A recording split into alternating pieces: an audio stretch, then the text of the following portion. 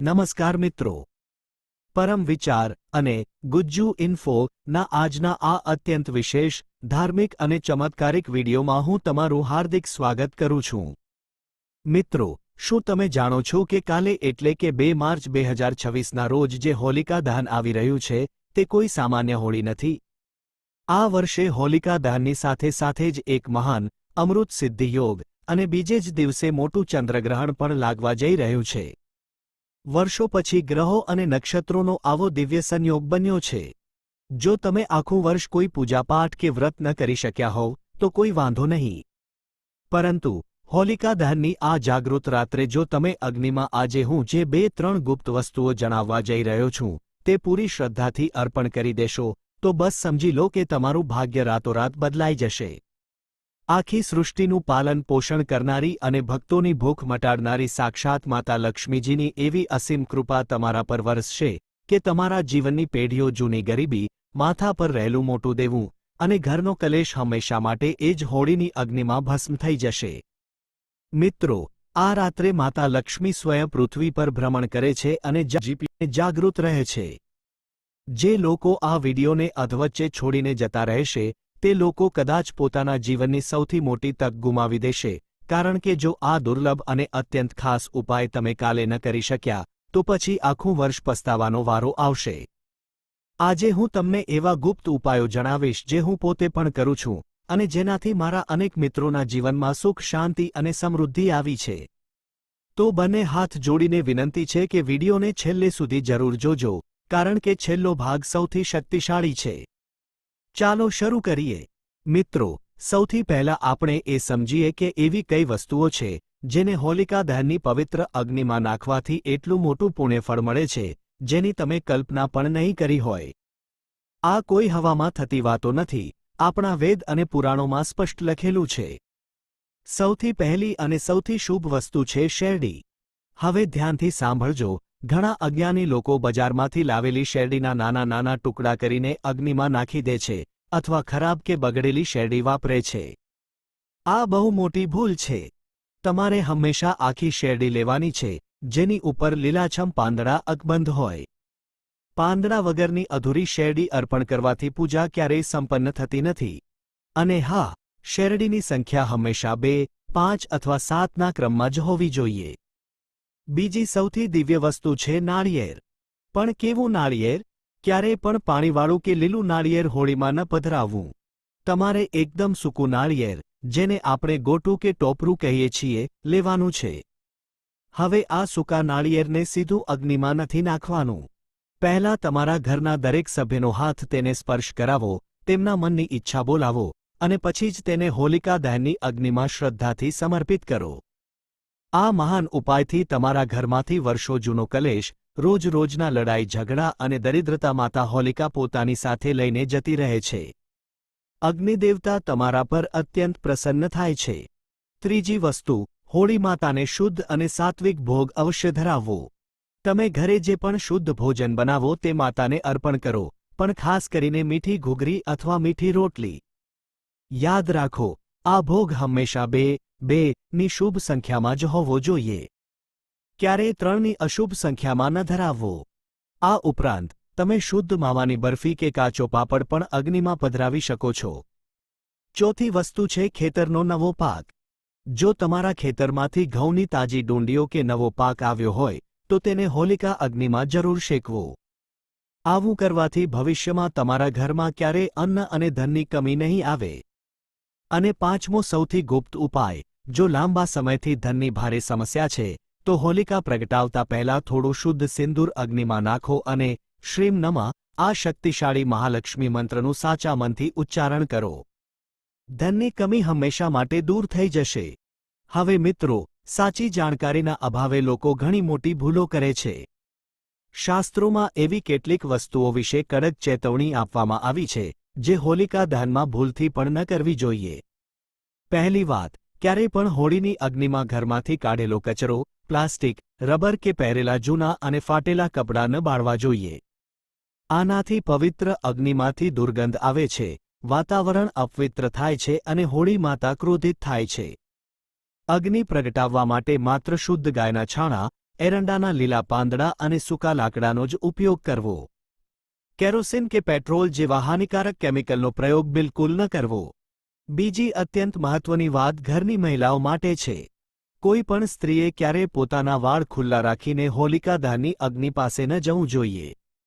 વાળ હંમેશા વ્યવસ્થિત બાંધેલા હોવા જોઈએ. એવું કડક માનવામાં આવે છે કે આ રાત્રે નકારાત્મક શક્તિઓ વાતાવરણમાં ચરમસીમા પર હોય છે અને ખુલ્લા વાળ તરફ બહુ જલ્દી આકર્ષિત થાય છે. આ ઉપરાંત જે સ્ત્રી માસિક ધર્મનું પાલન કરી રહી હોય અથવા જે ગર્ભવતી હોય તેમણે હોલિકા દહનની અગ્નિ બિલકુલ ન પ્રગટાવવી જોઈએ અને પૂજાથી પણ દૂર રહેવું જોઈએ. એક નાના બાળકની માતાએ પણ જાતે અગ્નિ ન પ્રગટાવવી જોઈએ. મિત્રો, હોળીના પવિત્ર દિવસે ક્યારેય પણ કોઈને સફેદ વસ્તુ જેમ કે મીઠું, ચોખા, દૂધ કે સફેદ કપડું ઉધારમાં ન આપવી અને કોઈ અજાણ્યા વ્યક્તિ પાસેથી મફતમાં ન લેવી. આ દિવસે અનેક તાંત્રિક ક્રિયાઓ થતી હોય છે. જો કોઈ અજાણ્યો વ્યક્તિ તમને સફેદ વસ્તુ ખાવા આપે તો ભૂલથી પણ ન ખાતા, નહીંતર જીવનમાં ભયંકર દુર્ભાગ્ય આવી શકે છે. હોળીની રાત્રે ક્યારેય એકલા કોઈ ચોકડી કે અવાવરું જગ્યા પર ન જવું, કારણ કે ત્યાં તાંત્રિકોએ અશુદ્ધ વસ્તુઓ નાખી હોઈ શકે છે.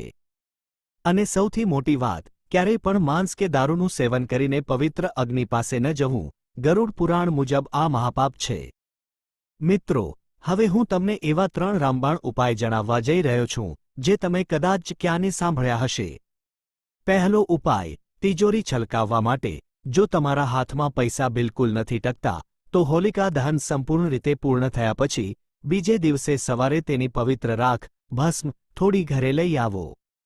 આ સિદ્ધ રાખને એક શુદ્ધ સફેદ અથવા લાલ કપડામાં વ્યવસ્થિત બાંધીને તમારી ઘરની તિજોરીમાં કે જ્યાં તમે પૈસા રાખો છો ત્યાં પૂરી શ્રદ્ધાથી મૂકી દો. વિશ્વાસ કરો, આનાથી ધન ખેંચાઈને આવશે.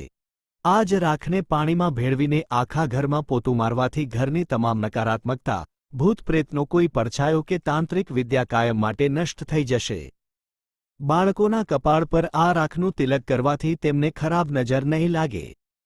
બીજો ઉપાય, શત્રુઓનો નાશ અને કાર્યમાં અડચણો દૂર કરવા. આમાં આપણે લાલ મરચાંનો પ્રયોગ કરીશું. જો તમારા વિરોધીઓ તમને હેરાન કરી રહ્યા હોય તો શનિવારની સાંજે અથવા હોળીની સાંજે 5 વાગ્યા આખા લાલ મરચાં, થોડી પીળી સરસવના દાણા અને થોડું મીઠું લો.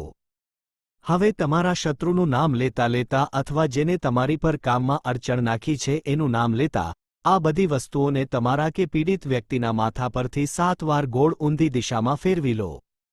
પછી તરત જ ઘરની બહાર જઈને તેને અગ્નિમાં બાળી દો. શત્રુનો બધો જ ખરાબ પ્રભાવ ત્યાં જ ભસ્મ થઈ જશે. જો તમે કોઈ અગત્યના કામે કે ઇન્ટરવ્યૂ માટે બહાર જઈ રહ્યા છો તો ઘરના ઉંબરા પર 5 આખા લાલ મરચાં મૂકો અને તેની ઉપર પગ મૂકીને બહાર જાઓ. સફળતા નિશ્ચિત છે. ત્રીજો ઉપાય, લાંબી બીમારીમાંથી છુટકારો. જો ઘરમાં કોઈ લાંબા સમયથી બીમાર છે અને દવાઓ કામ નથી કરી રહી તો થોડા લાલ મરચાં એક વાટકીમાં લઈને બીમાર વ્યક્તિની પથારી પાસે કે પલંગ નીચે સંતાડીને રાખી દો. દર 10 દિવસે આ મરચાં બદલતા રહો જ્યાં સુધી વ્યક્તિ સાજો ન થઈ જાય. આ ઉપાયથી આસપાસની બધી જ નકારાત્મક ઊર્જા દૂર થાય છે. મિત્રો, આ વર્ષે હોલિકા દહન અને તેના બીજા દિવસે આવતા મહાન ચંદ્રગ્રહણને કારણે એક દુર્લભ અમૃત સિદ્ધિ યોગ બની રહ્યો છે, જે કેટલીક રાશિઓ માટે વરદાન સાબિત થશે. મેષ રાશિ, તમને નવા કાર્યોમાં મોટી સફળતા મળશે.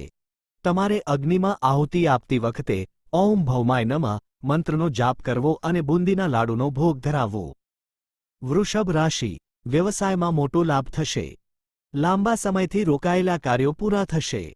તમારે હોલિકા પ્રગટાવતી વખતે 7 વાર ઓમ નમો ભગવતે વાસુદેવાય નમઃ મંત્રનો જાપ કરવો. મિથુન રાશિ, ભાગીદારીમાં મોટો ફાયદો થશે. તમે લીલા મગનું દાન કરજો અને અગ્નિની ભસ્મનું કપાળ પર તિલક અવશ્ય કરજો. કર્ક રાશિ, ગુસ્સા પર કાબૂ રાખવો. સંતાન સુખ મળશે. ઓમ શનૈશ્ચરાય નમઃ નો જાપ કરવો ઉત્તમ રહેશે. કુંભ રાશિ, મિત્રો, આ તમારા માટે સૌથી ખાસ સમય છે. તમારે હોલિકા દહનના દિવસે કોઈ પણ ગાય માતાને શુદ્ધ ઘીવાળી 2 રોટલી અવશ્ય ખવડાવવી. આ એક કાર્ય તમારું આખું ભાગ્ય બદલવાની તાકાત ધરાવે છે. તુલા રાશિ, કામકાજમાં મોટી વૃદ્ધિ થશે. ભગવાન શિવના ઓમ નમઃ શિવાય મંત્રનો જાપ અને ચોખાનું દાન તમારા માટે ફળદાયી રહેશે. તો મિત્રો, આ હતા હોલિકા દહનના કેટલાક અત્યંત ચમત્કારિક, ગુપ્ત અને શાસ્ત્રોક્ત ઉપાયો. ભગવાન નરસિંહ અને માતા લક્ષ્મીની કૃપા મેળવવા માટે આખો દિવસ સંયમથી રહો અને પૂરા વિશ્વાસ સાથે આમાંથી કોઈ એક ઉપાય જરૂર અજમાવો. જો તમને અમારી આ પવિત્ર અને સચોટ જાણકારી ખરેખર ઉપયોગી લાગી હોય તો અત્યારે જ આ વિડિયોને એક મોટો લાઇક આપી દો. આવી જ ધાર્મિક માહિતી નિયમિત મેળવવા માટે અમારી ચેનલને સબસ્ક્રાઇબ કરો અને બેલ આઇકન દબાવો. અને હા, માતા લક્ષ્મીના આશીર્વાદ સીધા તમારા ઘર સુધી પહોંચે તે માટે નીચે કમેન્ટ બોક્સમાં પૂરી શ્રદ્ધાથી જય માં લક્ષ્મી, જય શ્રી વિષ્ણુ અથવા જય હોલિકા માતા અવશ્ય લખજો. અને તમારી રાશિ પણ લખજો જેથી અમે તમને વિશેષ ઉપાય જણાવી શકીએ. તમારા સગા સંબંધીઓ સાથે આ વિડિયો શેર કરવાનું ભૂલતા નહીં. વિડિયોના અંત સુધી અમારી સાથે જોડાયેલા રહેવા બદલ આપ સૌ ભક્તોનો ખૂબ ખૂબ આભાર. ભગવાન તમારું ભલું કરે. ફરી મળીશું એક નવા અને રસપ્રદ વિડિયો સાથે. નમસ્કાર.